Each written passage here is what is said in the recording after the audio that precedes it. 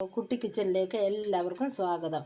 ഇന്ന് നമുക്ക് തലയും മുള്ളും കറി വയ്ക്കുന്നത് എങ്ങനെയാണെന്ന് നോക്കാം. മീനിൻ്റെ ഒരു ചൂര മീനാണ്. അതിൻ്റെ ഒരു വലിയ തലയും അതിൻ്റെ മുള്ളും കൂടെ കറി വയ്ക്കുന്നത് എങ്ങനെയാണെന്ന് നമുക്ക് നോക്കാം.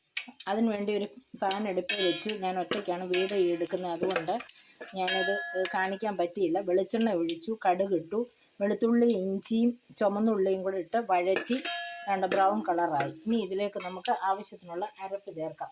അതിനു വേണ്ടി ഞാൻ ഒരു 5 സ്പൂണ് മുളക് പൊടി മിക്സിയുടെ ജാറിലിട്ട് വെള്ളം ഒഴിച്ച് അരച്ച് വെച്ചിരിക്കുകയാണ്. അത് ഇതിലേക്ക് ചേർക്കാം.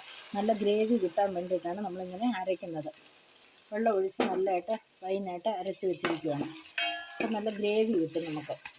ഇതിനി ഒന്ന് പച്ചമണം മാറുന്ന വരെ ഒന്ന് വഴറ്റിയെടുക്കാം. അപ്പം ഇതിലേക്ക് നമ്മൾ ഒരു സ്പൂണ് മഞ്ഞൾ പൊടിയും കൂടി ഇട്ട് കൊടുക്കണം. ചെറിയ സ്പൂണിന് ഒരു സ്പൂണ് മഞ്ഞൾ പൊടി ഇട്ടിട്ടുണ്ട്. ഇത് നല്ലതായിട്ടൊന്ന് മൂത്ത് വരട്ടെ. നമ്മുടെ തലക്കറി ആയതുകൊണ്ട് ഒരു അര സ്പൂണ് മല്ലിപ്പൊടിയും കൂടെ ചേർക്കാം നമുക്ക്. തലക്കറി ആയതുകൊണ്ടാണ്.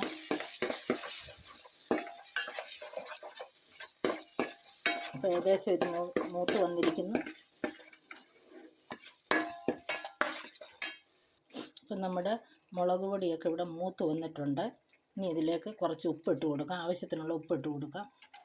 എന്നിട്ട് ഇത്രയും കഷ്ണം കായം, കായത്തിൻ്റെ പൊടി എൻ്റെ കയ്യിലില്ല, അതുകൊണ്ട് ഇത്രയും ഒരു കഷ്ണം കായം ഇടും. ഞാൻ കായം ഇട്ടു. ഇനി നമുക്ക് ഇതിലേക്ക് ആവശ്യത്തിനുള്ള പുളി ഇട്ട് കൊടുക്കാം. കുടംപുളി.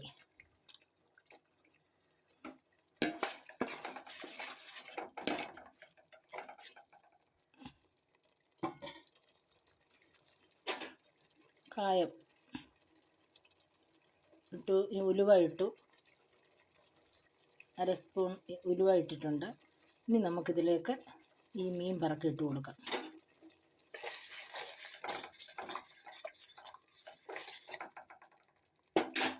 നമ്മുടെ ചൂരയുടെ തലയാണ്.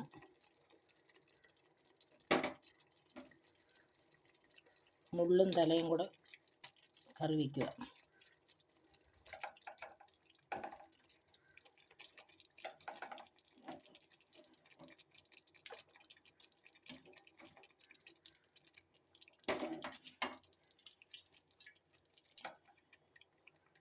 നമുക്കിനി ഇത് അടച്ച് വെച്ച് വേവിക്കാം. കരിവേപ്പില ഇട്ടു.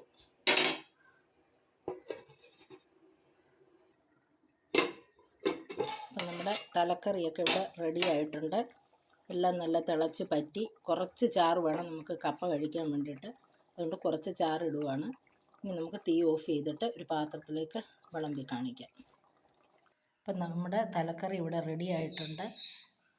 നല്ലതുപോലെ വെന്ത് പറ്റി ഇവിടെ ഇരിക്കുന്നു. കപ്പയുടെ കൂടെ കഴിക്കാനാണ്. അപ്പം നിങ്ങൾക്ക് എല്ലാവർക്കും ഇത് ഇഷ്ടപ്പെട്ടെന്ന് വിശ്വസിക്കുന്നു. നിങ്ങൾക്ക് ഇഷ്ടപ്പെട്ടെങ്കിൽ നിങ്ങൾ ഉണ്ടാക്കി നോക്കുക. എന്നിട്ട് കമൻറ്റ് ചെയ്യുക, ഷെയർ ചെയ്യുക, സബ്സ്ക്രൈബ് ചെയ്യുക. വീണ്ടും ഒരു വീഡിയോ ആയിട്ട് നമുക്ക് ഉടനെ കാണാം. ബൈ.